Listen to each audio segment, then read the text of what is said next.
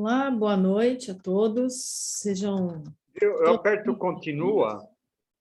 Aqui Oi? diz que está sendo regravado e eu aperto continua, isso? Você pode, sim, é. É que você concorda que nós estamos gravando você. Apareceu uma tela aqui no meu... São coisas do Zoom isso meu aí, entendeu? computador. Coisas novas. Boa noite a todos, sejam todos muito bem-vindos à palestra do dia de hoje. Antes de iniciarmos a palestra, gostaria de compartilhar com vocês algumas dicas, né, de aprimoramento na nossa participação, de um evento previsto aí de 1h20, né? E que para aqueles que estão usando o aplicativo, durante a palestra os microfones estarão fechados, mas após a palestra estaremos abrindo o microfone e vocês podem interagir por bate-papo ou levantar a mão se vocês quiserem também, que tem essa opção dentro do aplicativo.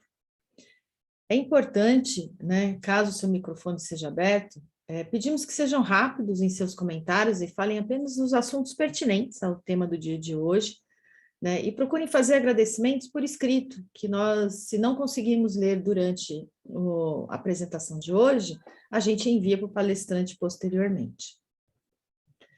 É importante saber também que essa atividade ela está sendo gravada para os registros nos arquivos da MORC, GLP, razão pela qual todos os participantes aceitem ceder seus direitos de imagem. Os presentes que não quiserem ter sua imagem expostas podem voluntariamente manter suas câmeras e microfones fechados para fins de privacidade. Lembramos também a todos os presentes de que a abordagem utilizada nessa palestra se refere ao estudo e à pesquisa do palestrante e não representa a palavra oficial da Ordem Rosa Cruz Amorque. Após a apresentação, teremos um espaço para perguntas e respostas, e desta forma, pedimos novamente que utilizem o chat para deixar os seus comentários inicialmente. Um pouquinho sobre a missão e o propósito da Ordem Rosa Cruz Amorque. A Ordem Rosa Cruz Amorque é uma organização internacional de caráter templário, místico, cultural e fraternal, de homens e mulheres dedicados ao estudo e aplicação prática das leis naturais que regem o universo e a vida. Seu objetivo é promover a evolução da humanidade através do desenvolvimento das potencialidades de cada indivíduo e proporcionar ao seu estudante uma vida harmoniosa que lhe permita alcançar saúde, felicidade e paz. Neste mister, a Ordem Rosa Cruz Amorque oferece um sistema eficaz e comprovado de instrução e orientação para um profundo autoconhecimento e compreensão dos processos que conduzem à iluminação. E essa antiga e especial sabedoria foi cuidadosamente preservada desde o seu desenvolvimento pelas escolas de mistérios esotéricos e possui, além de um aspecto filosófico e metafísico, também um caráter prático.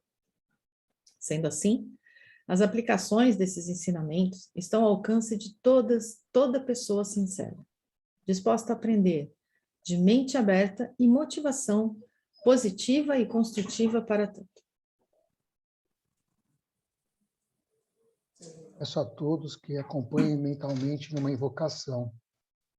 Deus do meu coração, Deus de minha compreensão, sabes o quanto sou imperfeito, mas que é sincera a minha aspiração de me aperfeiçoar. Humildemente rogo que me inspires na senda do bem e que me eleves na compreensão de tuas leis. Assim seja. Assim seja.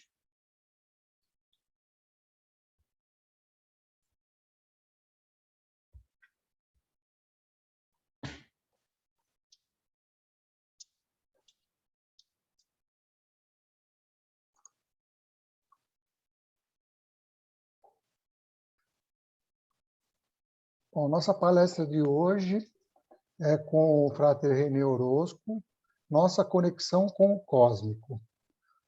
O que é um rito? O homem é um ser mítico? O mito da criação, o mito da queda dos anjos e o mito dos mundos interiores. René Orozco, Pronto. formado em arquitetura pela FAO-USP, também atua como desenhista, pintor, teósofo, escritor, arte-educador, pesquisador, palestrante e astrólogo. Desde os anos 80, vem se dedicando ao estudo da astrologia e outros direcionados ao autoconhecimento. Atua como orientador usando ferramentas dessas áreas.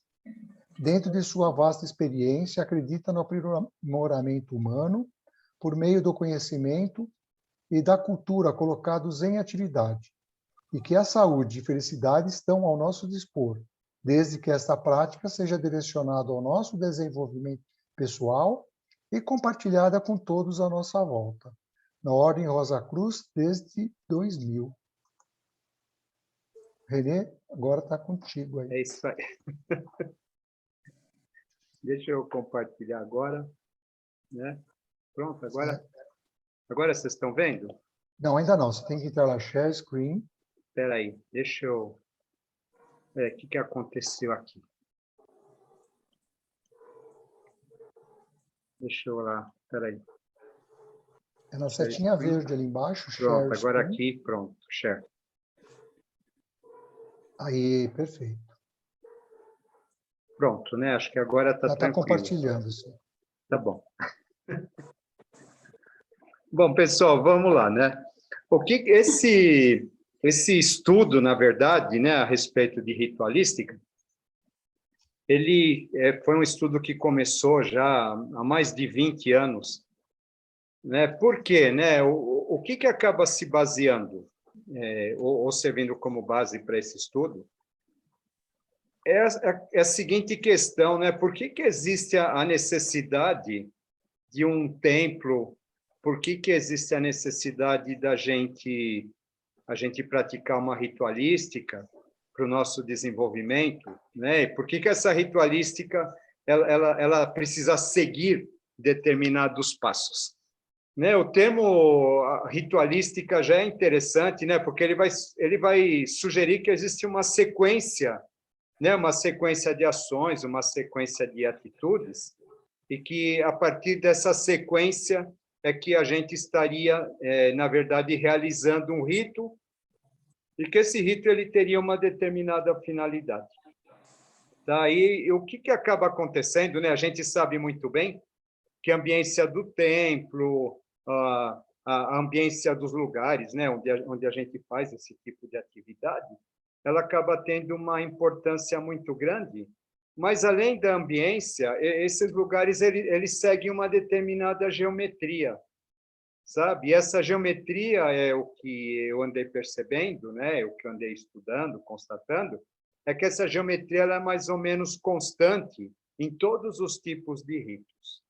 Tá? Por quê? Porque essa geometria, na verdade, ela estaria associada a uma questão muito mais cósmica, muito mais ancestral do que a gente pode imaginar. O rito, na verdade, ele seria um momento de conexão cósmica, e o templo seria uma expressão desse próprio espaço, desse próprio ambiente cósmico. Então, vamos lá. Tá? O termo rito, né, tem vários sentidos. No sentido geral, é uma sucessão de palavras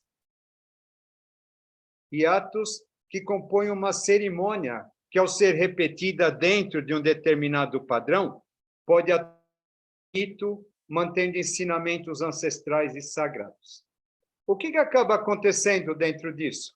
Né? Então, a primeira dica que ele vai nos passar é que o rito é a atualização de um mito. Segundo o confucionismo, a prática sistemática e frequente dos ritos torna os seus praticantes pessoas civilizadas e morais. Confúcio achava que os ritos, apesar de terem uma natureza meramente formal, são operantes e eficazes na transformação dos seus praticantes, que vão retendo aos poucos os valores que dão sentido aos ritos. Então, o que acontece? Então, existe um mito, e esse mito ele acaba dando origem a um rito. E esse rito, a partir do momento em que a gente vai sendo praticado, sem a gente perceber, de modo inconsciente, a gente vai acabando por assimilar o conteúdo daquele mito, que deu origem ao rito. Vamos lá.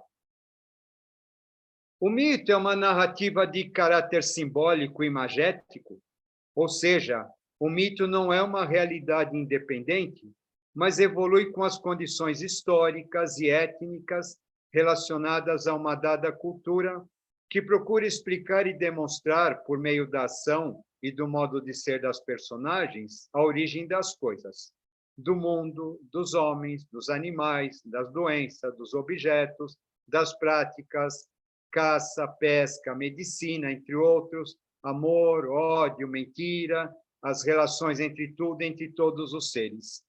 O mito está associado ao rito, e o rito é o modo de se pôr em ação o mito na vida do homem em cerimônias, danças, orações e sacrifícios.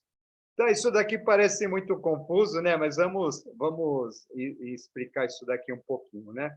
Quando a gente pega os mitos, por exemplo, né, a mitologia grega ou a mitologia egípcia, nós percebemos que eles estão falando do quê? Eles estão falando de verdades que são eternas no homem, verdades que estão relacionadas ao nosso crescimento, ao nosso desenvolvimento, ao nosso processo racional, nosso processo emocional, as nossas questões, os nossos conflitos, os aspectos mais fundamentais da existência humana. Sabe, os ritos eles vão pegar todos esses aspectos e eles vão personificar através das figuras dos deuses, e aí vão surgir os deuses que são os vilões, os deuses que são os heróis, as deusas, né? E sempre aquela questão do herói precisando resgatar a heroína, e a heroína nas mãos do mal por um momento. O que isso está falando o tempo todo? Isso está falando em relação ao nosso resgate de alma. A heroína, no mito, ela representa o que? A nossa essência espiritual, representa a nossa alma, que, de um certo modo, ela precisa ser resgatada. E para que aquilo possa ser resgatada, o herói do mito, então, ele vai enfrentar o Minotauro, ele vai enfrentar a Medusa, ele vai enfrentar a Medeia, ele vai enfrentar todo tipo de dificuldades, o dragão, para que, uma vez vencendo essas dificuldades que acabam sendo espelhos dos nossos próprios obstáculos interiores, ele acaba finalmente conseguindo por conquistar a paz, a tranquilidade, o amor, né? E porque a heroína ela acaba sempre representando a pureza, a virgindade, ou seja, né? Através desse trabalho em que a gente se confronta com as nossas sombras, com os nossos medos, a gente acaba reconquistando a nossa pureza primordial, que representa um estado espiritual onde a gente tinha uma conexão com o eterno, tinha conexão com o cósmico, com o universo, e assim por diante. Então, o que acontece? Esses mitos eles vão representar teatralizações desses aspectos. Para quê? Para que a gente possa guardar no nosso inconsciente. E é interessante a gente perceber isso. Tá? Por exemplo, né, eles são muito arquetípicos, né? E o que acaba acontecendo, uma vez que a humanidade ela não tem maturidade para assimilar determinados conteúdos, esses conteúdos eles vão se revestir de formas que possuem uma apresentação da qual a gente nunca esqueça. Se a gente for ver os nossos processos de memorização, por exemplo, se eu falo para uma pessoa assim, um sapato, né? Um sapato é uma coisa que, de repente, ela passa batida porque é uma coisa comum. Mas se eu falo um sapato com asas, né? Aquilo deixou de ser uma coisa comum e a nossa memória ela acaba gravando. Todos os processos de memorização eles vão falar isso. Coloque dentro daquilo que você quer lembrar uma imagem sobrenatural e o nosso inconsciente acaba guardando isso. Então, esses mitos, o que eles vão fazer? Essa eterna busca do homem pelo autoconhecimento, pelo desenvolvimento, eles vão ser revestidos através dessas figuras não normais, exatamente para quê? Para que isso possa ser passado adiante no decorrer dos séculos para toda a humanidade. Já que poucas pessoas tinham acesso à escrita, já que poucas pessoas tinham acesso às fontes verdadeiras de informação, mas quando esses ritos eles são revestidos de historinhas, né, e essas historinhas elas são passadas de geração a geração, elas acabam sendo guardadas no nosso inconsciente. E volto a dizer, né, essas histórias elas representam processos ou etapas de desenvolvimento da nossa alma, que a partir de um momento ou de outro, nós precisaremos entrar em contato por ocasião do nosso autoconhecimento. Então, né, esse rito ele vai trazer danças, vai trazer orações, ele vai trazer assim uma série de maneiras na qual a gente possa afirmar essas historinhas inicialmente. A própria ciência é constituída em sua base por uma sucessão de mitos constantemente revisados. Tá? A ciência o tempo todo, né? Uma hora é o mito do ovo, que o ovo faz mal, depois uma hora o ovo não faz mal, o mito do glúten, né? Isso daí é um exemplo grosseiro, mas o que acaba acontecendo é bem isso, né? O que a ciência constata hoje como sendo uma verdade absoluta, depois vai passar um determinado tempo, ela vai descobrir que não é. Tá bom? Ou seja, né, o mito, né, o que essa verdade representa, ela precisa estar sendo constantemente revisada, tá? E a própria ciência ela acaba agindo em função disso. Vamos lá. O mito da criação. Agora é minha paixão, a teosofia, tá? Um exemplo de mito seria o mito da criação. O que vai acontecer?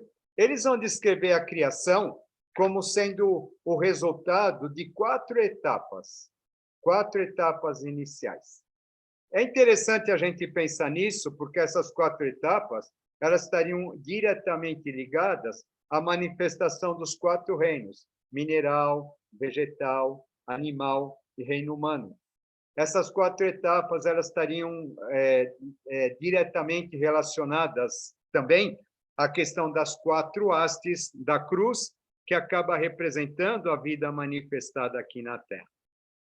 Numa primeira etapa, nós vamos ter um aspecto manifestado, e esse aspecto é o que a gente chama de eterno, que a gente chama de eternidade, aquilo que sempre existiu, aquilo que traz dentro de si tudo aquilo que existe, todo o potencial da manifestação, porém ele ainda não se manifestou. E num determinado momento, esse potencial todo, ele vai começar a se manifestar, e a partir daí tem início os 7 dias da criação, que estão representados aqui através desses 7 aspectos. Tá bom? Segundo a teosofia, a criação ela é realizada em 7 grandes dias, e cada um desses dias tem 7 subaspectos relacionados a eles. Tá bom? Aí nós temos o mistério do número 7, o mistério do número 49, e assim por diante. Num determinado momento, então, quando a gente vai ver a formação dos planos cósmicos, elas vão acontecer da seguinte maneira. Então, primeiro vai existir um logos primordial, esse logos primordial recebe o nome de Parabrahma, e em seguida ele vai se manifestar como uma trindade. Essa trindade ela tem 3 aspectos. Ela tem um aspecto denso, que a gente chama corpo, mas ainda não é o corpo como a gente conhece, é o corpo Mun, é o corpo que vai dar origem a tudo aquilo que é manifestado em termos evolutivos, né? Mas ainda não é a própria manifestação. Depois nós temos um estágio intermediário, que é um estado ligado à ideia da mãe divina, o plano do Espírito Santo, o plano onde a vida é elaborada. E aqui em cima, no plano superior, nós temos o primeiro logos, que é conhecido como a ideia do Pai. Isso de baixo para cima, de cima para baixo. Então, esse Parabrahma significa além de Brahma, né? Brahma é o primeiro aspecto, é algo que ainda não existe manifestado. Ele vai se manifestar primeiramente como uma ideia. Que ideia que é essa? É uma ideia criadora. E a partir do momento em que essa ideia criadora se manifesta, né, a etapa seguinte dessa ideia, qual que é? Elaborar. Tá? Aí vai entrar em ação o plano seguinte, que é o plano da Mãe Divina, o plano da elaboração. A ideia disso daqui, por exemplo, é o momento em que o espermatozoide fecunda o óvulo, esse óvulo ele vai começar a elaborar a vida que vai se manifestar no terceiro estágio. E aí, a partir do momento em que essa vida se manifestou no terceiro estágio, aí que começa propriamente o processo de existência. Então, nós vamos ter aqui, né, no primeiro logos, associado simbolicamente à figura do pai, um princípio masculino. O segundo logos, a figura da mãe, um princípio feminino, ou seja, é aquela que recebe a semente, mas aquela semente ela precisa ser elaborada, sabe, exaustivamente, né, até que ela possa ter condições, né, de se manifestar objetivamente. Tá bom? Então, esse daqui é o plano da alma, o plano da elaboração, tá? Que está associado à Mãe Divina. E aqui nós temos, então, o plano associado ao plano do Filho, onde aqui embaixo estaria aquilo que nós chamamos de Deus. Tá bom? Ou seja, segundo a tradição hindu, segundo a teosofia, vai ser necessário um adensamento desse logos primordial, até que ele adquira uma forma que para nós ainda é muito sutil, né? Mas que essa forma, a partir do momento ela começa a existir, e ela começa a se manifestar em tudo aquilo que está existindo, em todos os seres, em todas as vidas, em todas as formas, que acaba sendo aquilo que nós chamamos de Deus. Um outro mito, que é um mito interessante, é o mito da queda dos anjos. O que vai acontecer? Dentro daquele processo dos 7 dias da criação, existe uma lenda, ou existe um mito, que vai dizer o seguinte, vai dizer que o quinto daqueles anjos, ele se rebela contra Deus. Por algum motivo, ele não vai seguir as ordens que lhe haviam sido impostas, e ele vai acabar provocando uma rebelião celeste.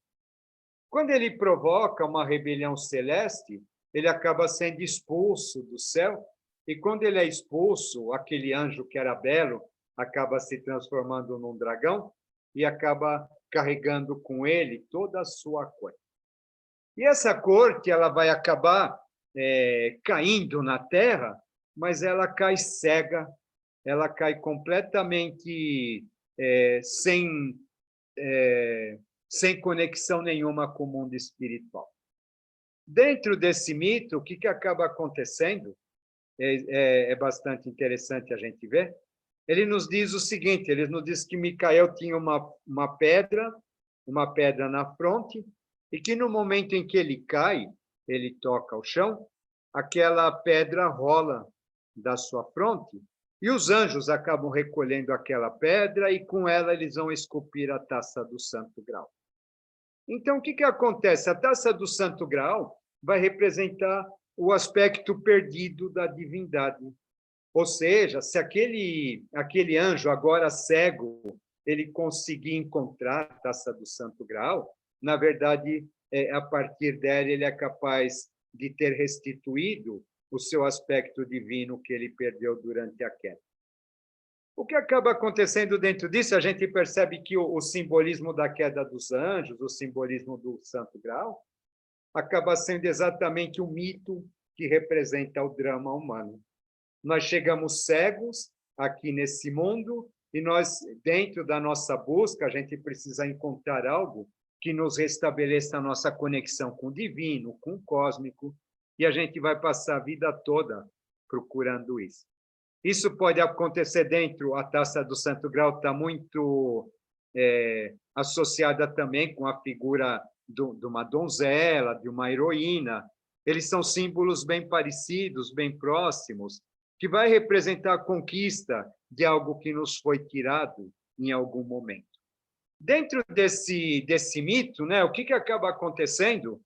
O anjo que ele estava aqui em cima, ele acaba tendo que assumir forma física, acaba tendo que assumir um corpo, e no meio do caminho, Micael foi colocado para impedir a sua volta para o paraíso. O que é interessante aqui, né? Micael significa eu como Deus. O que acaba acontecendo? Dentro desse aspecto, quando a gente pega o Gênesis da Bíblia, e a gente percebe assim o Adão, por exemplo, o Adão ele tem uma conexão num determinado momento com Deus, ele fala com Deus, ele fala com os animais, ele está completamente integrado naquele paraíso. No momento em que a serpente, né, a serpente é instalada ali, o que acaba acontecendo, ele perde essa conexão. Tá? A Eva vai representar o quê? Vai representar o surgimento da mente no homem. Tá? Ou seja, a partir do momento em que o homem ele perde a conexão divina e ele passa a ouvir os próprios pensamentos, ele começa a questionar. Por que eu estou nu? Por que eu não posso comer o fruto dessa árvore? Por que isso? Por que aquilo? Né? Então, o que acaba acontecendo, a partir do momento em que o homem ele se desconecta do espiritual e ele começa a ouvir, né, a seguir os seus pensamentos, ele acaba perdendo o paraíso e aí começa efetivamente o seu processo de drama evolucional. Tá? Então, o que existe? Né? Existe dentro disso daqui um resgate dessa mente a ser realizado, essa mente que acabou surgindo, sendo caótica no começo, né? Depois, num determinado momento, essa mente ela precisa ser orientada, ela precisa ser direcionada. Essa mente ela precisa ser alimentada de coisas espirituais, porque através dela é que o homem vai conseguir retornar novamente para o chamado plano espiritual de onde ele veio. Tá bom? Então, né, esse simbolismo é interessante, né, porque num determinado momento, nós temos os símbolos de Micael, que é a espada, e nós temos a balança, tá? A espada simbolizando o planeta Marte e a balança simbolizando o planeta Vênus. A gente percebe que Vênus é exatamente o mesmo simbolismo de Marte, só que voltado para baixo. Tá? Fazendo o quê? Fazendo uma alusão à questão de algo que caiu e que, a partir do amor que Vênus representa, só a partir desse ponto é que ele consegue ser resgatado novamente. O Graal simboliza o amor, a mocinha simboliza o amor. Ou seja, é a busca pelo amor que vai acabar movimentando todo o nosso drama evolutivo. E isso, né, acaba sendo, como sempre, é o pano de fundo, é o tema principal de praticamente todos os mitos. Um outro mito que é bastante interessante, né, para a gente ver, ele vai nos falar a respeito da queda atlântida. O que ele vai dizer? Olha, existia um mundo maravilhoso, esse mundo perfeito, onde as pessoas elas viviam em perfeita harmonia com os deuses, e num determinado momento essa harmonia ela foi rompida. E no momento em que essa harmonia foi rompida, o que acaba acontecendo? Aquele continente maravilhoso, aquela civilização grandiosa, com aquele conhecimento todo, ela acaba se perdendo também. O continente acaba se esfacelando e o mar acaba engolindo tudo. É muito bonito esse simbolismo, vocês percebem que está muito associado ao simbolismo do paraíso. A questão daquele lugar perfeito, que acaba sendo engolido pelas águas, sabe? Água sempre simbolizando as nossas emoções inferiores, tá? Nesse momento, né, em que ela vai ser encarregada das nossas quedas. Tá bom? Então, volto à questão, né? O que a gente vê dentro de tudo isso? A gente vê que existe uma repetição de um mesmo mito com várias vestes. Sabe? E esse mito, por exemplo, do paraíso, esse mito da queda da Atlântida, só que ele vai dizer assim, a Atlântida vai se interiorizar no seio da Terra. E ela vai ficar alimentando os mundos subterrâneos, alguma coisa assim. Tá? Segundo a lenda de Lúcifer, a taça do Graal ela é recolhida da sua fronte e ela é escondida no centro da terra para que ninguém possa encontrar. É sempre aquela mesma questão, é uma divindade perdida que ela é escondida no centro do mundo. Ou seja, a gente poderia dizer que essa divindade perdida que nós perdemos também está escondida dentro de nós, em algum lugar do nosso coração, provavelmente, e que cabe a nós fazer o resgate de tudo isso. Então, esses mitos eles estão repetindo exaustivamente essa mesma coisa.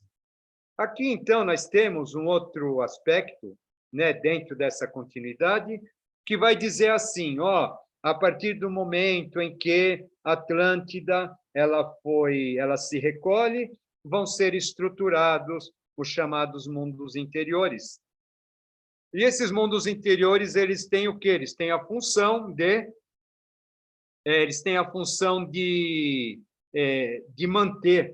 manter a chamada tradição primordial, para que essa tradição ela possa ser transmitida novamente pela humanidade, para que a humanidade ela não perca isso. Dentro dessa lenda, dentro desse mito, o que eles vão falar? Eles vão estabelecer um grupo, né? Eles vão falar assim, o espiritual vai se colocar numa região interior, a gente entende isso como sendo outra dimensão, né? E o interior é sempre no sentido de alguma coisa que, como eu disse, o nosso eu interior, né? A Terra teria um eu interior. E o que vai acabar acontecendo, né? Essa dimensão interior, ela vai abrigar, teoricamente, para o planeta, o chamado governo oculto do mundo. E qual seria a finalidade desse governo oculto do mundo? A finalidade desse governo oculto do mundo seria preparar a humanidade de maneira que ela conseguisse reconquistar o estado de pureza, o estado de espiritualidade que ela acabou perdendo por questões, né, ou por razões associadas a essas quedas, que tanto pode ser representada pela questão do paraíso, pela questão da Atlântida, pela questão da queda dos anjos, e assim por diante. Tá bom? Então, esse grupo, né, esse centro da Terra seria espiritual por excelência, esse centro, entre aspas, sempre, né? E daí teriam origem todas as escolas iniciáticas. O que seria? Ela estaria no comando de todas as escolas e fazendo o quê? Direcionando os ritos, direcionando os aprendizados, intuindo, inspirando os grandes iluminados, para que, através deles, aos poucos, a humanidade fosse galgando, né, os degraus cada vez mais elevados. Então, vamos lá, né? Um outro mito que existe, vocês percebem, tudo está interligado, tá? Eles vão dizer que é o mito do rei do mundo. Então, eles vão falar assim, existe uma figura que é conhecida como Melquisedeque. Esse Melquisedeque seria o rei do mundo, e ele estaria entronizado no coração da terra. E, a partir desse ser, então, ele seria um ser adormecido. Quem se interessar por isso tem um livro interessante chamado O Rei do Mundo, do René Guénon, e vai dizer que esse ser é um ser adormecido. Tá? Ele fica no seio da terra, projetando a mente, né, nos grandes avatares, nos grandes iluminados, nos grandes condutores da humanidade, para que a humanidade ela possa ser dirigida, para que a humanidade ela possa ser guiada rumo ao seu desenvolvimento espiritual. Tá bom? Então, a gente vê que, simbolicamente, a figura da cruz ela acaba sempre presente dentro de tudo isso. Por quê? Né? Porque a gente está vivendo o quarto momento da evolução e a cruz tem um significado muito importante. O centro da cruz, o centro da cruz tanto pode ser a taça do Graal, como pode ser o rei do mundo, como pode ser o nosso coração. Tá? Isso daqui a gente está falando desse mesmo centro primordial que nos une com o eterno, esse centro sendo representado em diversos níveis diferentes. Tá? Mas todos eles, de um certo modo, relacionados ao mesmo mito, à mesma lenda, à mesma coisa. Quando a gente pega, por exemplo, o mito do rei Arthur, a gente vê um mito bastante interessante, porque acaba, de um certo modo, ele também vai fazer uma revisão da questão da queda dos anjos, né? Que é o momento em que o Arthur ele vai perder a esposa para Lancelot, e a partir do momento em que ele perde a esposa para Lancelot, ele precisa, né, ordenar a demanda do Santo Graal. Para quê? Né? Porque uma vez em posse do Graal, ele recuperaria o reino voltaria a ser próspero e feliz. No meio disso, ele vai encontrar Morgana, vai ter o Merlin, vai ter a Árvore dos Enforcados, né? Todas essas alegorias que acabam representando os conflitos humanos. E o que acaba sendo mais bonito de tudo isso, né, que o Percival, se eu não me engano, que é o que encontra o Graal, é o mais puro de todos, que nem cavaleiro ele era, né? Ele era um escudeiro, que ele vai ser sagrado cavaleiro de última hora, e só ele que tem a capacidade de encontrar o Graal e levar para o rei. O que representa esses processos, né? Esses combates com esses monstros, com essas feras, com essas bruxas, sabe? Todos esses mitos eles vão falar assim de um processo de purificação, onde através desse processo a gente vai aos pouquinhos recuperando a nossa divindade, que de um certo modo acaba sendo soterrada, né, no decorrer das nossas vidas, das nossas encarnações e assim por diante. Segundo uma outra lenda, né, ela vai dizer então que esse rei do mundo ele estaria inspirando, né, inspirando os seres chamados Hilarião, Serapis, Moria, Cutiume, sabe, para que através desses seres a humanidade toda ela fosse guiada. Sabe, cada um desses seres aqui associados a ordens iniciáticas, associados a colégios, associados a grupos espirituais. Para quê? Né? Para que a humanidade ela nunca fique órfã, que o homem possa sempre ter a oportunidade de recuperar a sua divindade perdida. Tá bom? E, né, como que isso vai acontecer? Isso vai acontecer sempre através de uma ritualística, e conforme a gente vai ver, essa ritualística ela está estreitamente ligada à questão desses mitos que a gente comentou aqui. Vamos lá, né? Um outro mito que também existe é a vaca Ió. O que vai acontecer a partir daí, né? Eles vão nos dizer, esse mito vai contar de uma vaca, né? Uma princesa que é transformada em vaca, e ela é condenada a correr, ela é condenada a percorrer em torno da terra até ser salva por Hércules. Tá bom? Essa vaca Ió, ela representaria a própria alma da humanidade, a própria anima mundi, que é obrigada a percorrer, a partir de sucessivas encarnações, por todos os pontos da Terra, até que finalmente ela seja resgatada por Hércules. Quando a gente fala em Hércules, a gente fala logo dos 12 trabalhos de Hércules, e é interessante a gente lembrar que esses 12 trabalhos do Hércules, a gente pode encontrar associação relacionada às 12 pétalas do chakra cardíaco, 12 meses do ano, 12 apóstolos do Cristo, 12 signos do zodíaco, todos os 12 que eles acabam dirigindo a nossa evolução. Ou seja, né, a partir de um trabalho associando ao chakra cardíaco, a partir de um trabalho de desenvolvimento do nosso coração, associado à nossa mente, nós teríamos a capacidade de redimir essa vaca, simbolizado pela princesa, né, a vaca na qual a princesa se transformou, e assim a gente recuperar a nossa realeza espiritual que a gente perdeu num determinado momento. O que é interessante a gente pensar, né? Por que 12, né?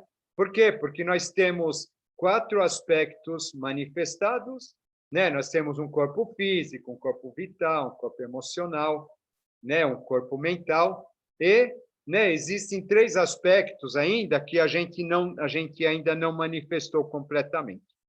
sabe? Ainda para nós é difícil a mente abstrata, a mente intuitiva, a mente crística, sabe? Esses 3 estados que falta a gente adquirir, eles vão representar o quê? Vão representar o padrão, um padrão divino, divino no sentido de aquilo que deve vir, ou aquilo que é um padrão de futuro a ser conquistado. E a partir do momento em que a gente desenvolve esses sentidos sutis, nós teríamos condições de nos conectar com a nossa divindade, com o nosso divino, com a nossa tríade superior, né? E só então nós seríamos, na verdade, readmitidos, de um certo modo, né? Nos planos mais sutis da existência. Deixa eu ver aqui, tem uma coisa aqui, deixa eu ver se é... Volta. Ah, tá bom. Aqui o que tem esse slide aqui é que é o seguinte, tá? Dentro daquela queda dos anjos, dentro da questão da Atlântida, a Atlântida foi interiorizada, tá? Então, o que acontece? De tempos em tempos, a humanidade ela receberia um avatar, receberia um grande ser, encarregado de dar um grande impulso para que ela possa seguir o seu caminho. Tá? Num primeiro momento, então, nós tivemos o Tutmés III, lá atrás no Egito, depois, logo, nós tivemos o Akhenaton. O Akhenaton ele vai surgir, né?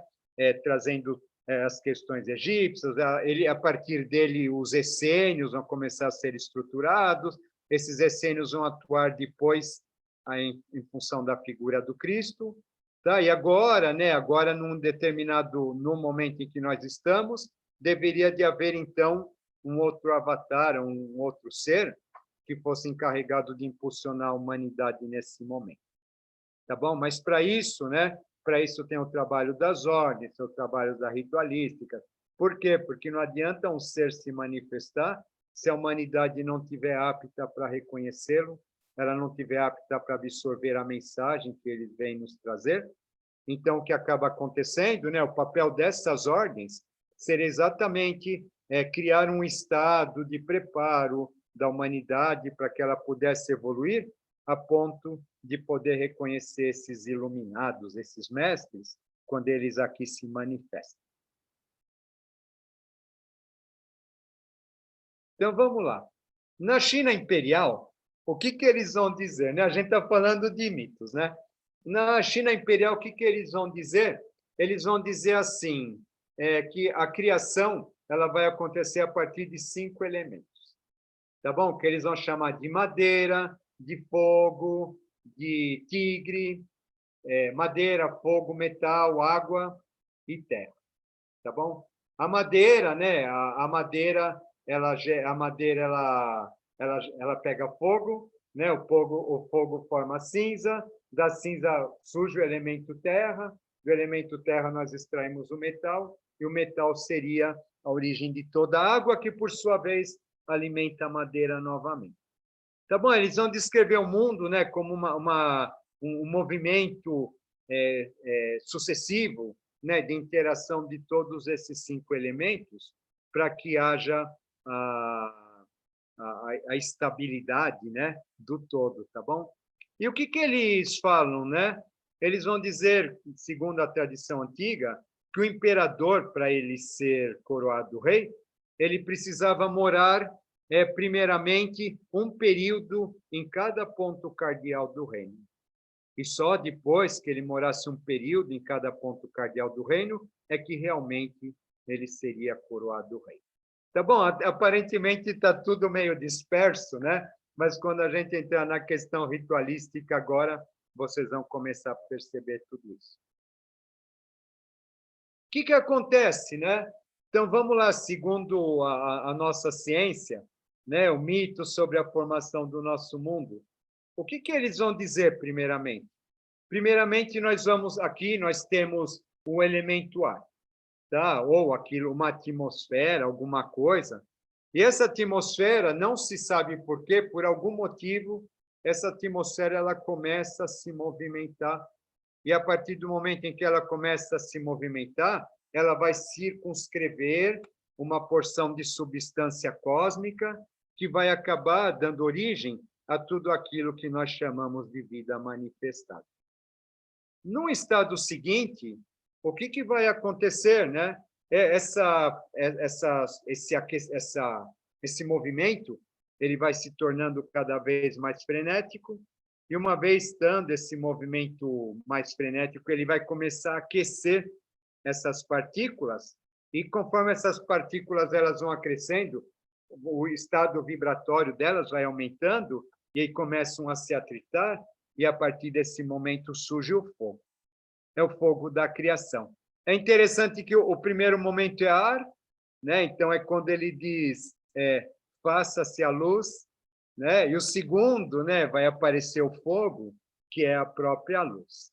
Tá bom? Então, né, num segundo momento vai aparecer esse elemento chamado fogo, né? E esse elemento chamado fogo acaba sendo a segunda etapa, e cada uma dessas etapas acaba sendo representados aqui num esqueminha aqui do lado, né? A partir do princípio que vai estruturar um determinado reino da natureza ou um determinado aspecto da nossa formação humana. Quando a gente, num terceiro estágio, o que acaba acontecendo? Essas partículas elas vão se aquecendo, né? Surge o fogo vai fazer com que? Vai fazer com que partículas elas vão se afastando cada vez mais do centro, né? Só que conforme elas vão se afastando do centro, elas vão esfriando, até que chega um determinado momento em que elas vão se transformar num vapor, e a partir do momento em que elas se esfriam mais um pouco, elas vão acabar caindo, sendo atraídas novamente para o núcleo, sob a forma de água. Aí nós temos a terceira etapa do nosso processo, tá bom? Aqui, ou seja, a gente pode falar que a gente tem um corpo físico sendo estruturado, um corpo vital sendo estruturado, um corpo emocional sendo estruturado. Na etapa seguinte, forma o elemento terra. Por quê? Porque essa água, quando ela cai em contato com o fogo, né, o que vai acontecer? Uma liberação de metais. Isso vai acabar formando uma estrutura chamada terra, e a partir do momento em que essa estrutura chamada terra ela está sólida, né, existindo, aí sim existe o momento ou as condições para que haja a manifestação da vida como nós conhecemos. Tá bom? E essa vida a gente vai associar o elemento éter, que representa o quê? Representa aquilo que é divino, que num determinado momento é obrigado a tomar forma para que ele possa viver essa experiência chamada existência. Tá bom? Esses 4 aspectos daqui da manifestação, né? Essas 4 etapas, ar, fogo, água e terra, a gente pode associar às 4 hastes da cruz, né? Sendo que o ponto central onde a vida se manifesta, onde a vida ocorre, através do simbolismo da rosa. O simbolismo da rosa cruz ele representa o despertar da consciência a partir do humano, tá bom? Como vocês podem perceber, né? Ela faz alusão aquilo que a partir do desabrochar desse ponto, a gente assumir ou a gente adquirir ou readquirir a capacidade da nossa conexão com o divino. Vamos lá, né? Agora nós vamos entrar num terreno mais, assim, onde a gente começa a amarrar as coisas, né? Então, volta, né? O mito, ele como sendo alguma coisa que, né? O rito como sendo a perpetuação de um mito. Então, como nós vamos ter isso dentro da nossa questão? Existe um templo, e esse templo, em todas as partes, esse templo ele está no centro de 4 pontos cardeais. Tá bom? Quando a gente vai na igreja, embora a cruz da igreja não seja a cruz simétrica, né? Mas a gente percebe o quê? Que o altar mor, ele está no centro, né? Existem 2 altares laterais, existe o fundo, onde fica o sacramento, e existe a porta do outro lado. Tá bom? Os templos, todos eles vão possuir sempre essa orientação. Existe um ponto, que é o ponto que é aquele que norteia, né? Então, algumas pessoas vão usar o Oriente, outras vão usar o Norte, mas não importa, né? O que a gente percebe é que dentro disso existe uma rememorização de alguma coisa muito maior, tá? Então, no momento, o que existe no centro de tudo? No centro de tudo existe o altar. Tá? Esse altar ele representa o fogo solar original. Ele representa aquilo que é, aquilo que sempre foi. Tá bom? A gente pode falar em altar. Espera aí. A gente pode falar em Shekinah, a gente pode falar naquilo que a gente pretende. Sabe, aquilo que está no centro do ambiente ritualístico representa exatamente esse ponto, que é o eterno, que é a eternidade, aquilo que sempre foi e aquilo que sempre será. Num determinado momento, né, o que acaba acontecendo? A gente tem, lembram da primeira manifestação, né? Tem a primeira manifestação que ele representa o sopro, que ele representa o movimento, tá? E essa manifestação, ela vai sempre ser relacionada à ideia do fogo. Tá bom? Vocês lembram, né? A gente tem ar, depois a gente tem fogo, tá? E essa figura do fogo, tá bom? Ela pode ter muitos significados, mas a gente pode falar, usar os incensos, as sacerdotisas, as vestais, as colombas, ou a gente pode falar também em relação às velas, que são acesas são acesas no altar durante a cerimônia. O fogo, ele acaba sendo o segundo momento, ele acaba sendo o segundo passo que vai provocar esse movimento, né, a partir da ritualística, tá? O que é interessante a gente pensar que o templo ele é uma expressão do corpo humano. Então, toda a movimentação que é feita dentro do templo, ela tem uma equivalência ou uma correspondência com as questões relacionadas ao nosso corpo também. Tá bom? Vamos lá. O que acaba acontecendo, né? Aqui, ó, tá bom? A gente vai revisar o primeiro sistema de evolução, por exemplo, né? Tá? Mas o que a gente tem? A gente tem o primeiro ponto, né? Aquilo que a gente chama altar lá em cima, é a partir dele que tudo começa a ser ativado. Tá bom? Ele vai representar o que dentro do nosso processo individual? Ele vai representar o nosso chakra raiz. Ele vai representar o princípio que a gente traz, a partir do qual tudo passa a se desenvolver. Tá bom? Então, aquele começo, né, que vai ser o padre, é o mestre, é o dirigente do rito, né, que ele vai fazer, ele vai representar esse primeiro momento da evolução em que, né, nós estamos entrando em contato com os valores mais antigos, os valores mais ancestrais do nosso inconsciente humano, tá bom? Depois, né, o que a gente percebe, né? Então, o segundo passo com a entrada das pessoas, né? A gente percebe que tudo isso, né? Ou o segundo passo vindo do Posto Sul, ou, sabe, a gente vai perceber que nessa movimentação toda que existe entre os pontos, a gente está recriando, revivendo a própria criação do universo, sabe? Essa criação do universo, ela acaba se referindo ou se refletindo a partir dos nossos chakras, a partir dos nossos corpos sutis. Depois nós teremos um terceiro ponto, né? Onde a gente vai ter ativado mais uma outra parte. Depois nós teremos o nosso quarto ponto sendo ativado, né? À medida que os quatro pontos, os quatro postos, eles são ativados dentro de uma ritualística, então isso significa o quê? Significa que a partir desse momento nós recapitulamos, ainda que de modo inconsciente, todo o nosso processo de formação que a gente viveu até agora, e que apenas a partir daí, então, nós estamos aptos para começar a fazer o nosso processo espiritual, de conexão espiritual propriamente dita. Quando a gente se refere ao ponto central, vocês lembram, né? O ponto central, então, lembra o imperador? O imperador que ele precisa caminhar nos 4 pontos do reino para ele ser imperador.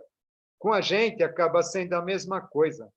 A gente precisa, de um certo modo, recapitular todos os nossos processos anteriores, todos os nossos caminhos anteriores que a gente viveu em termos de formação humana, para que finalmente a gente possa estar apto, né, a se defrontar com o novo, a se defrontar com o divino.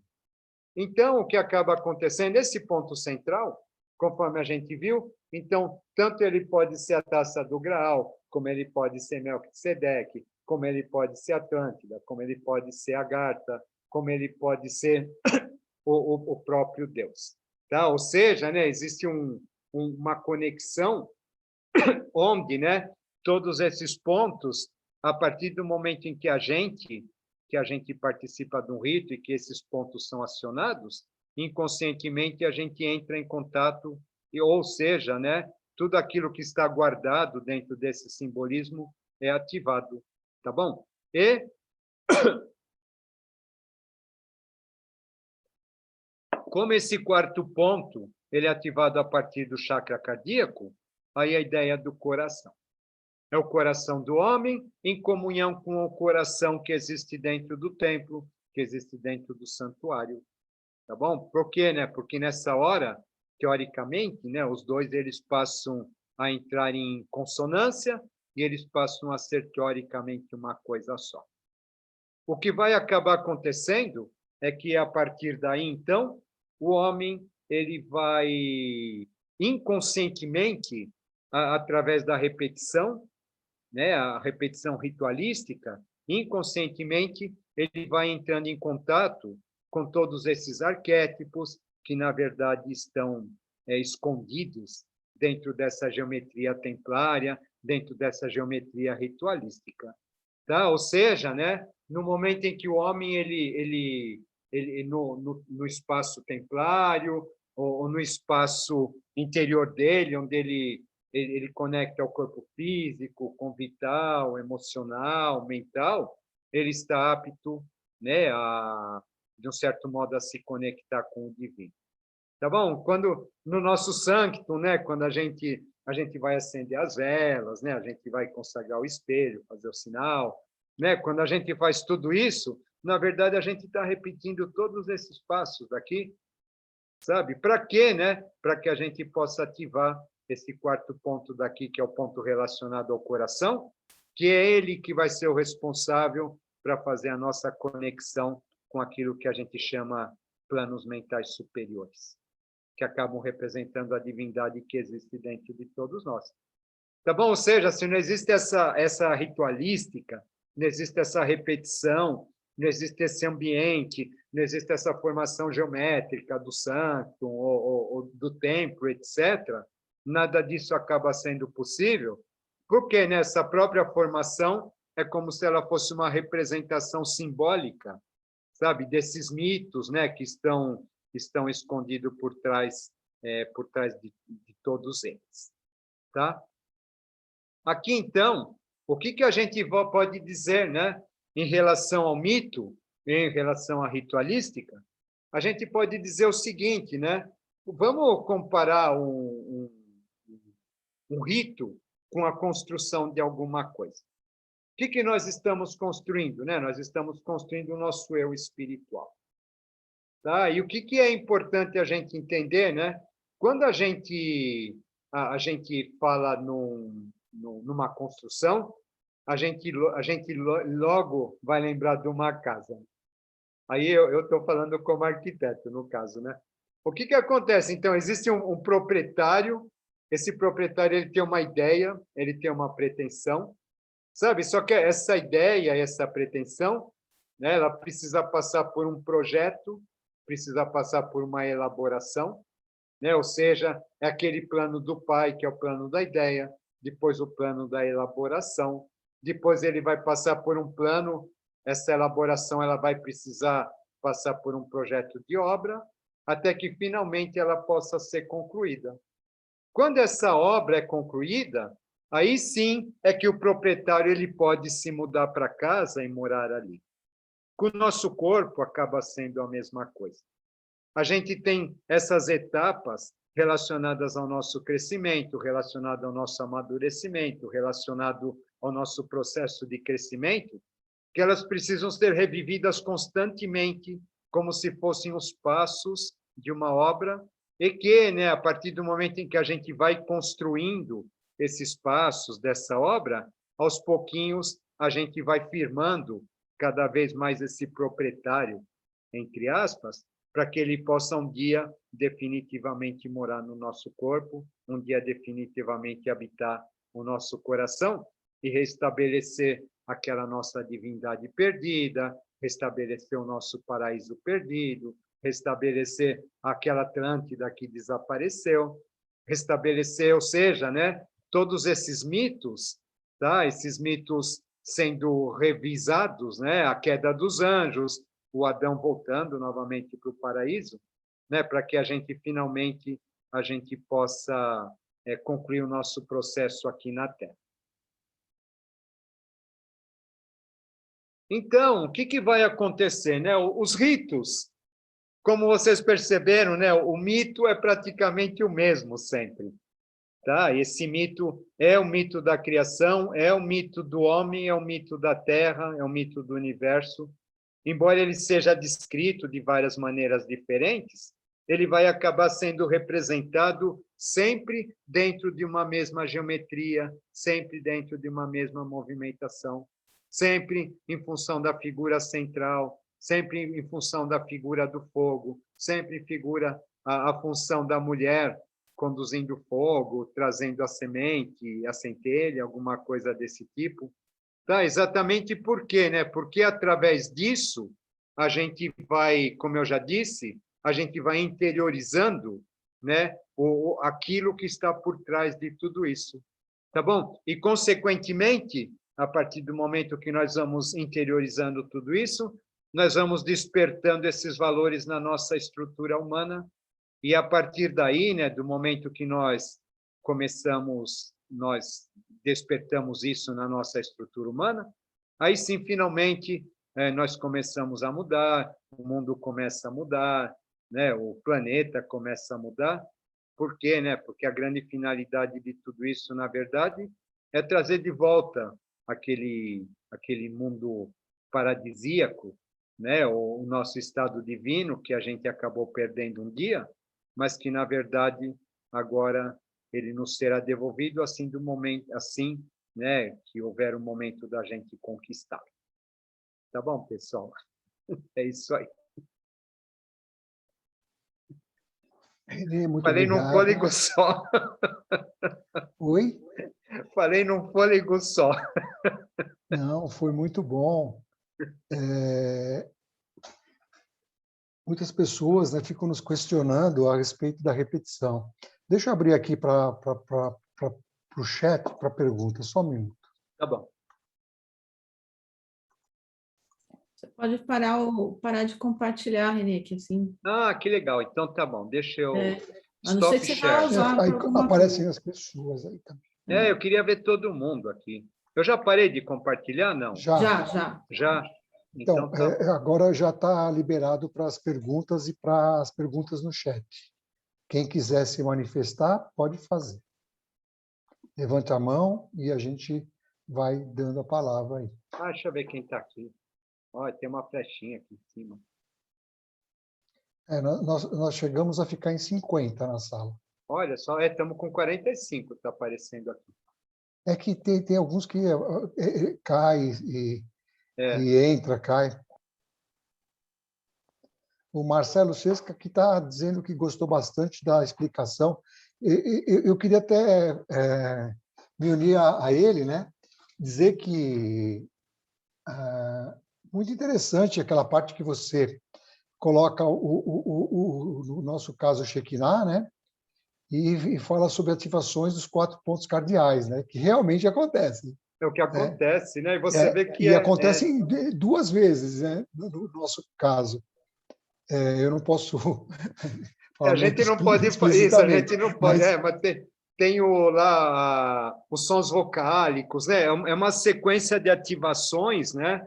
E isso daí elas são importantíssimas, né? Elas são porque o que elas vão fazer, né? Elas vão nos tornar, né, num estado receptivo, né? Aquilo que vai acontecer realmente, né? Durante o processo ritualístico, né? Então, o ritualístico você tem 2 partes. Você tem uma parte que é preparatória, que ela é sempre repetitiva, né? E depois depois você vai ter a proposta, né? A proposta ritualística em si, né? Que é o momento em que a gente está receptivo para, né, aquela lição, aquele insight, aquilo que o ritual se propõe. Mas se a gente não fizesse essa preparação, a gente nunca, né, a gente nunca atinge o estado realmente de ter uma capacidade ou uma receptividade, né, de perceber o que está por trás daquilo que nos é apresentado durante a cerimônia. Né? a sua palestra ela veio muito a calhar, porque nós, desde março, nós estamos fazendo uma série de publicações sobre tentando desmistificar as pessoas acharem que vão para uma convocação e que é sempre a mesma coisa, entendeu? Então, nós já escrevemos 2 artigos e agora com a sua palestra e com a palestra do mês que vem, né, a ideia é desmistificar mesmo, né? Mas a sua explicação assim que fala que compara com o corpo humano, com chakras, tal, para mim fechou, entendeu? Eu mesmo não sabia. Eu agradeço pessoalmente. Que nunca é a mesma coisa, né, Antônio Carlos? Nunca é a mesma coisa, né? A gente aí vamos pegar os nossos gregos, né? Sabe? A gente nunca é a mesma pessoa, né? A água não passa, não é a mesma água que passa no rio, etc. Tudo está sempre mudando, né? A gente não é a mesma pessoa, mesmo que a ritualística, teoricamente, ela é a mesma, sabe? E eu falo, esses passos ritualísticos, eles estão em todos os lugares, praticamente, tá? Com algumas variações, né? Mas o que vai acontecer, né?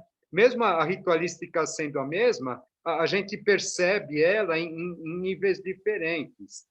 É que nem eu falei, uma hora, isso daqui pode ser o meu coração, pode ser Melquisedeque, pode ser Atlântida, pode ser, sabe? Tem assim, tem uma série de percepções. E eu posso fazer a ritualística cada vez tendo compreensão de um desses níveis.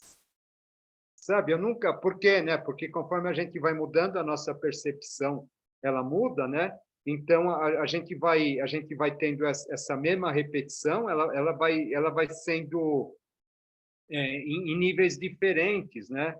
E isso daí para nós vai abrindo a nossa possibilidade vai abranger, né? A possibilidade de percepção, ela vai aumentando. Sabe, o leque vai aumentando cada vez que você descobre coisas novas, que você percebe coisas novas, né? Fundamental, né? O Sanctum, né? Vai lá toda quinta-feira, né? Sabe, acende uma, acende outra, né? Sabe, faz o Tem até um sinal, sabe? comentário Isso que eu vou pedir para você comentar sobre o comentário, tá? tá. Uma pessoa escreveu aqui no chat que ela mora muito longe, então ela está distante dos templos, né? Então, eu gostaria que você enfatizasse, né, que ela tem o templo dela, que é o Sanctum, né? Isso. Né? E É é verdade, ela importante. pode participar de uma ritualística sozinha, né? Pode, né? Mas volta, é sempre a repetição, né? Então você tem lá o Sanctum, né? Quando a gente recebe as nossas passagens de grau, né? É extremamente importante. Você vê que cada uma delas vai trazer uma ritualística, né? O Sam caminha para cá, caminha para lá, põe um papel no chão, anda em volta, né? Então tem todas esses elementos, né? Que na verdade eles são assim, são teatralizações, sabe? São teatralizações de alguma coisa que está no nosso inconsciente, né? Porque todos esses símbolos são símbolos do inconsciente coletivo. A gente entra em contato através daquela teatralização lá dos ritos de passagem que a gente faz em casa, né? Ou do Sanctum, quando a gente vai acender as velas, acende, apaga, né? Aquela coisa toda, né? O que que vai acontecendo?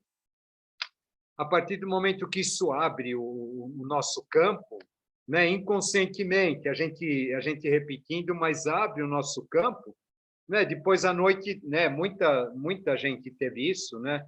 Que a gente faz uma passagem de grau e a gente depois à noite a gente tem sonhos, a gente tem contatos, né? Com outros planos, a gente tem insights, né? Por quê, né? Porque aquele rito propiciou para nós a abertura do nosso campo, da nossa percepção relativo àquele grau, né? Aquele grau que ele está relacionado. Sabe? Aí é um outro aspecto, né? Mas, por exemplo, os graus, né? Os graus das ordens, né?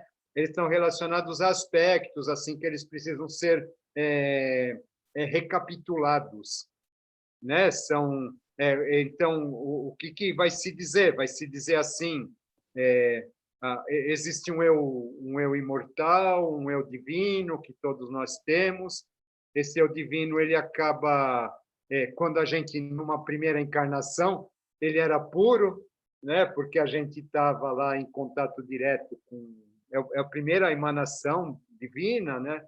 Depois, conforme ele vai ficando aqui no nosso plano, então ele vai se soterrando, sabe, de substância densa, das questões emocionais, das questões astrais, de tudo isso, né? Sabe? Só que o que existe? Existe um momento em que esse eu que foi soterrado, essa bela adormecida, né? Ela precisa ser despertada, né? E no momento então e para que isso seja despertado, então essas camadas elas têm que ir sendo retiradas assim lentamente, né? Caso ao contrário, né? Esse despertar não seria um despertar harmônico, né? Ou esse despertar teria que ser uma coisa meio vulcânica, assim, para ter capacidade de abalar tudo isso, né? A Ivone quer se Então, os graus manifestar? eles são isso, né? Eles são essas vestes que vão sendo retiradas, né?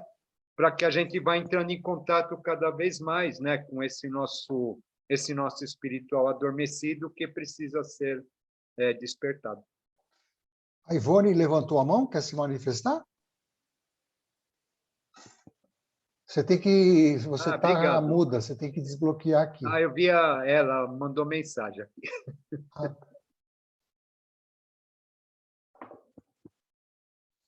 Você está com o microfone fechado. Você tem que abrir, agora sim. Agora abriu, Eu estava comentando que, como sempre, as suas palestras são muito sucintas e objetivas. Você simplesmente tira todas as dúvidas e esclarece muitas coisas para a gente, mesmo a gente estudando há tanto tempo estando há tanto tempo na ordem, a gente sempre tem alguma dúvida ou outra, e você é um estudioso aí do assunto e pode esclarecer. Cada vez que você vem aqui, você traz uma novidade para a gente, e isso não tem preço. Obrigada, viu? eu que agradeço. Muito obrigada. Alguém mais quer se manifestar? Olha, aproveitem, hein? O homem vem a cada 1 ano. É difícil pegar esse cara, hein? Ultimamente eu só estou online, né? Sabe? Eu só estou online ultimamente. Eu estou recebendo muitos agradecimentos no chat, viu, Renê? Legal. Pessoal de toda a parte do Brasil aí participando. É mesmo, gente de Caruaru, né? Guarapuava. Guarapuava. Obrigada, gente, pela presença, viu? É muito legal. Você sabe que eu não sei o que vocês acham, né? Mas essa coisa fica uma ideia, né? Mas também eu acho que é uma ideia, mas não é ideia minha, tá? É só modo de dizer, né? O que eu estou vendo essa questão aqui da nossa da pandemia, da gente aprendeu a lidar com isso daqui que a gente não sabia, né? Mas o que eu estou achando muito legal dentro disso é exatamente essa possibilidade, sabe? De pegar gente de longe, de trazer. Eu acho que isso daí é uma coisa que aparentemente Era impossível, né? era Era impossível. Eu acho difícil. que isso é uma coisa que deve continuar tendo, sabe? Não só agora, nessa questão da pandemia, né? Mas que é algo que deve continuar tendo, porque a gente tem oportunidade, assim, de entrar em contato com a gente de muito longe, sabe? É Eu verdade. vejo, né? Eu vejo assim, por exemplo, né? Nós somos vários Brasis, né? A gente não pode falar que o Brasil é uma coisa uniforme, né? E a gente vê, né, que tem gente assim que está muito longe, que realmente não tem acesso a templo, às vezes não tem nem acesso a ter com quem conversar na própria cidade ou alguma coisa desse tipo, É sabe? verdade. Então, né, eu vejo muito isso, né? Então, o que acaba acontecendo nesses momentos daqui são momentos onde a gente propicia, né, para todo mundo se encontrar e, né, e com a facilidade, né, de não ter que Uhum, deslocar, que viajar, né? Sabe? uhum. Eu acho que isso é alguma coisa que deve ser Mantida, mantida, né? sabe? Né? Apesar das dificuldades tecnológicas, mas a tecnologia ela tende a melhorar cada vez mais, né? E eu acho que é fundamental, sabe? René, em cima disso que você está falando, né? A loja Rosa Cruz Campinas, né? Pretende continuar com esse projeto, né? O que nós podemos estar fazendo ao longo do caminho é estar mudando alguma coisa, tentando aprimorar o modo como está sendo feito, ou não deixar a pessoa tão cansada de uma repetição que para nós poderia ser cansativa. Isso, E isso nós temos em mente e nós vamos continuar. E tenho percebido que nos outros lugares o pessoal meio que arrefeceu e parou mesmo de estar trabalhando. Mas nós não vamos parar, né? eu acho Nós não vamos parar. Nós fundamental, estamos né? tentando colocar palestras. Estamos tentando, não. Estamos conseguindo. Estamos sendo assim felizes em colocar palestras com conteúdo, né? E chamativas mesmo, né? Com interesse sempre voltados para aprimoramento esotérico. Obrigado, viu, Renê? Você faz parte do nosso projeto. Você sabe Obrigado. que de vez em quando eu vou lá te cutucar para você voltar. Eu sei. Nossa, minha vida é uma correria, Antônio Carlos, assim, por conta disso, né? Eu estou sempre, né? Eu vou te fazer uma Eu tô confissão agora. conectado o dia Vou te todo fazer com uma essas confissão. coisas, né? Você demorou tanto para me dar a sinopse, tanto para me dar as coisas, que eu achei que eu não receberia aprovação a tempo, entendeu? Ah, Porque eu não posso, nós não podemos colocar no ar sem aprovação, entendeu? tá. E a aprovação veio na sexta-feira, às 18 horas. Né? Que você vê como é. Mas deu tudo certo, viu? Próxima Deu vez não tudo. demora tanto, pelo amor de Deus. Não, Faça nossa, antes. eu precisava encontrar onde que estava, sabe? Assim, tem horas assim que as coisas realmente elas, né? Eu procuro esses materiais, eu tenho muita coisa já preparada já há algum tempo, né? Mas assim, o difícil é encontrar onde que está, sabe? Aí realmente tem uma. A ideia nossa de manter esse projeto, né? Ela está muito voltada também para pessoas da própria região de Campinas, né? Isso, Que muitas das vezes não podem participar sim, sim. por os mais diversos motivos, às vezes de saúde, às vezes Locomoção, né? É saúde, é, locomoção, né? É muita, né? Campinas, as cidades da região, né? Para mim, por exemplo, né? Sair daqui para ir para Campinas, né? Já requer assim um, um esforço extra, né? Uma logística, né? Já tem toda uma logística, né? Então, em relação ao meu trabalho, tudo, né? E aqui não, né? Quando a gente faz desse tipo assim, a gente já dá fica mais parece que não, fácil, né? mas de Louveira até Campinas já são uns 45 quilômetros, não Isso, são? é. Não é tão perto, né? E aí, eu não sei aí, né? Aqui começou a chover agora, sabe? Então, essa questão do tempo, da chuva, do trânsito, né? De repente, não é, eu não estou falando para mim, estou falando para todo mundo, né?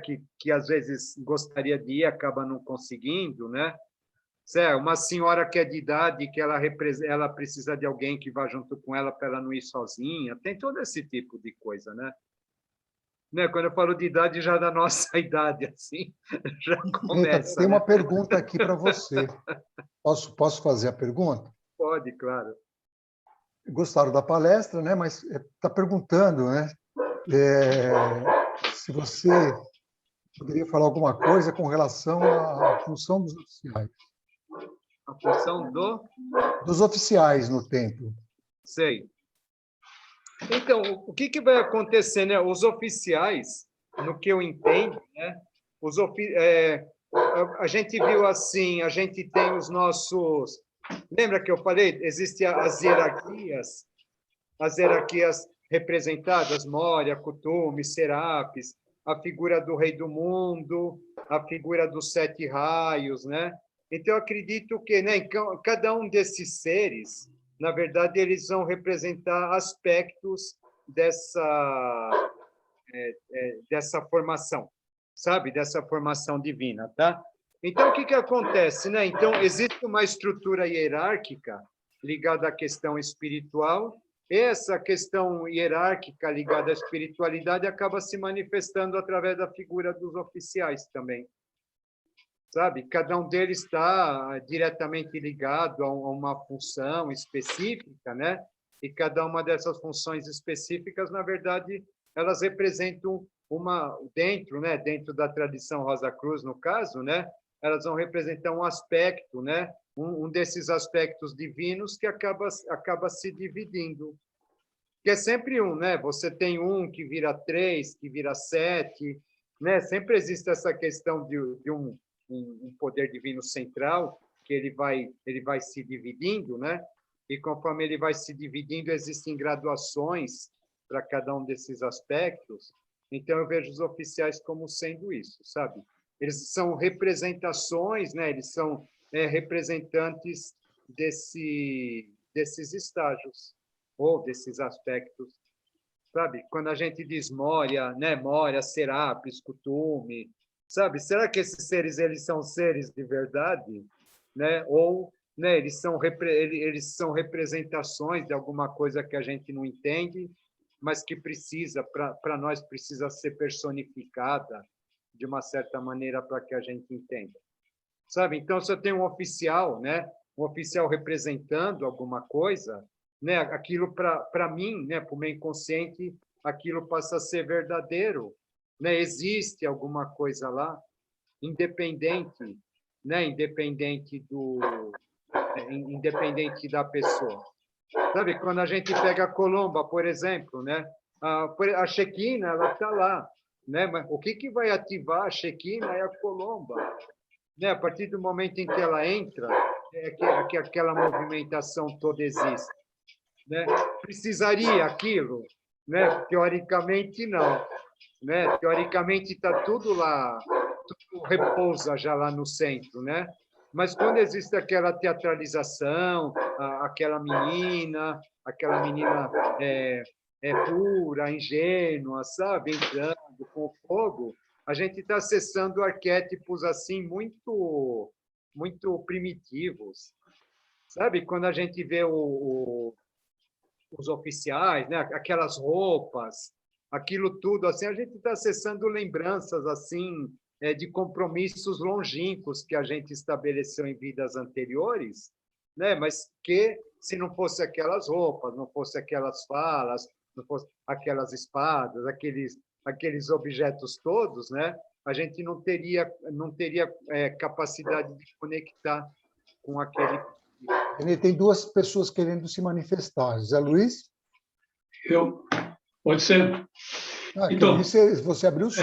Levantei, é isso. Estão me ouvindo? Sim, pode falar, à vontade. Ok. Primeiramente, agradecer o Frater pela bela palestra, né, que nos esclareceu bastante coisa.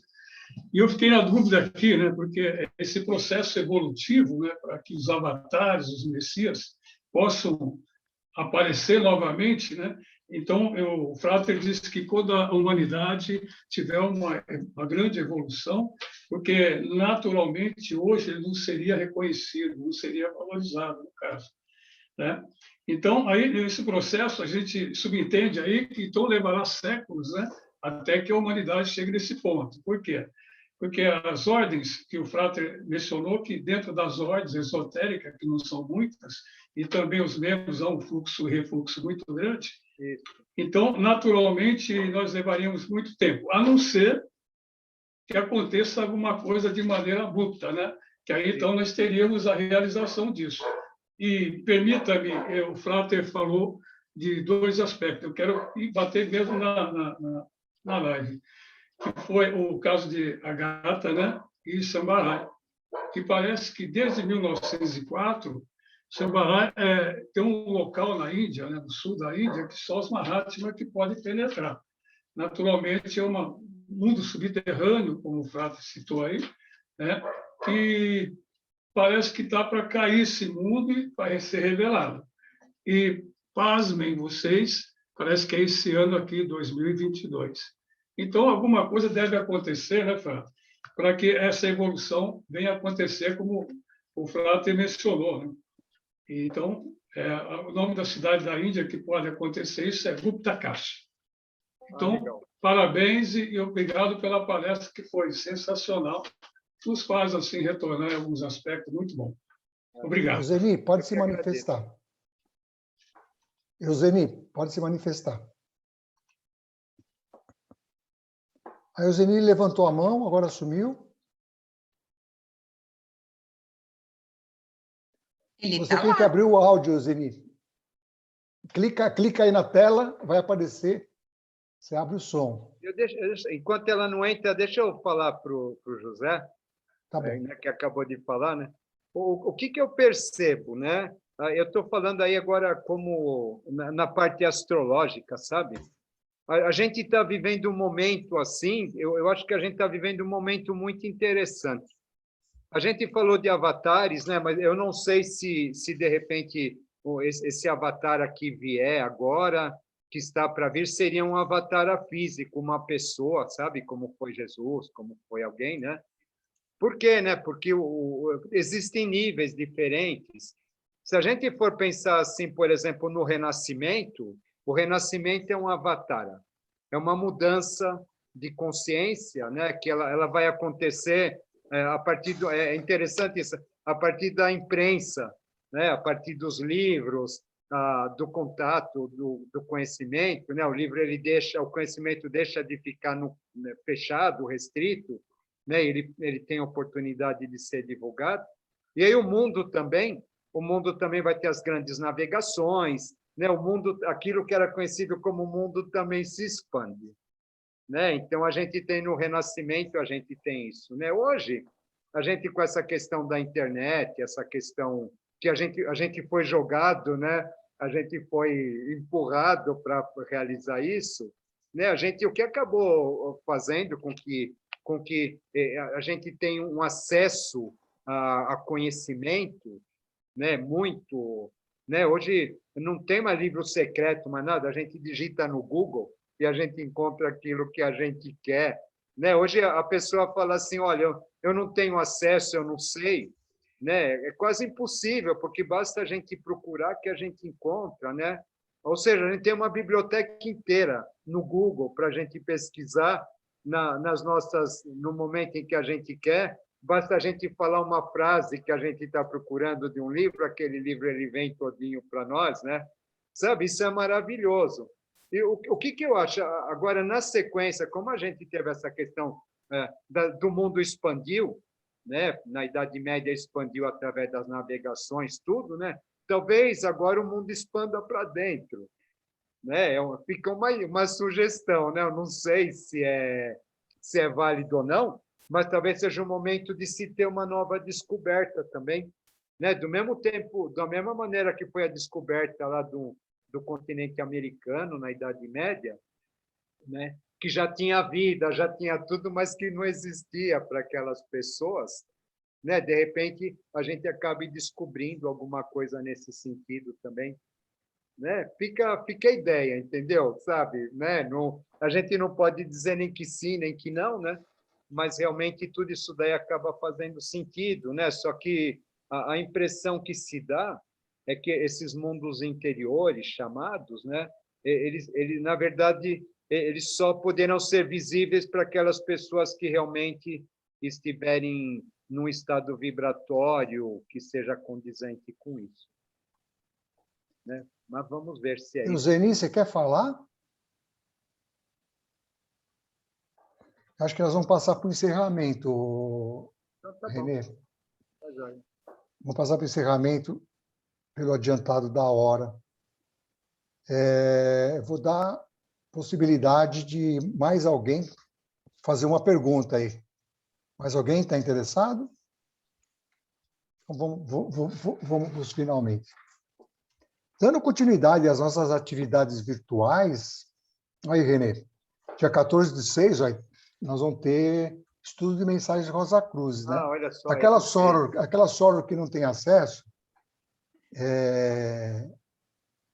ela pode acessar aqui através de um link que a gente vai enviar, e é aqui como se fosse uma mini convocação, e é virtual, né? Então, para aqueles que ainda não conseguem, nós entendemos que a presencial é a melhor dos mundos, né? Isso. Que é onde tudo vai se manifestar. Você mesmo mostrou, né, que os chakras eles vão se ativando. Aqui, por mais que a gente siga a ritualística que nos enviaram, a gente não vai conseguir ativar os chakras à distância. Né? Aí no dia 20, do espaço, né? No dia 21, a gente vai ter um artigo da revista Rosa Cruz para ser comentado. E em 5 de julho, aquilo que eu falei, dentro da mesma linha, ritos e cerimônias, a importância no fluxo da vida. Você vê que interessante? Legal, não foi nada combinado. Eu não pedi para... Veio a sugestão por parte do palestrante. Então, agora eu peço que todos me acompanhem numa invocação de encerramento, mentalmente. Deus do nosso coração, Deus da nossa compreensão, a emoção e a razão estão envolvidas no processo ritualístico. Nosso ritual de convocação conduz à harmonização cósmica e à meditação. Que ao entrarmos no templo possamos reviver o significado por trás da representação do ritual, lembrando todas as vezes de nossos ideais e propósitos da vida. Assim seja. Assim seja. Amém.